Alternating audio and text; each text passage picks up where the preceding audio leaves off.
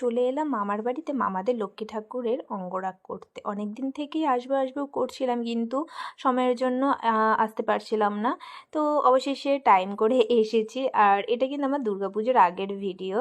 আর যেহেতু মা লক্ষ্মীর অঙ্গরাগ করতে হবে, সেই কারণে আমি দুর্গাপুজোর আগেই করে দিয়েছিলাম। দুর্গাপুজোর দুদিন পরে যেহেতু লক্ষ্মী পুজো, তখন একদমই হবে না, সময় হবে না, সেই কারণে আমি দুর্গাপুজোর কয়েকদিন আগেই আমি এই অঙ্গরাগটা করে ফেলেছি। তো এদিকে এসে তো আমি আমার কাজও শুরু করে দিয়েছি। আর জানো তো বন্ধুরা, আমি কিন্তু ভীষণ ভীষণ খুশি যে ভগবান আমাকে এত সুন্দর একটা গুণ দিয়েছে, যে আমার আমার হাতে আমি তাদেরকে, নিজের হাতে যে তাদেরকে আমি সাজাতে পারছি, এটা কিন্তু আমার ভীষণ একটা আনন্দের ব্যাপার। আর জানো তো, এটা কিন্তু আমার ভালো লাগা থেকেই এই কাজটা করা, এটা আমার পেশা নয়।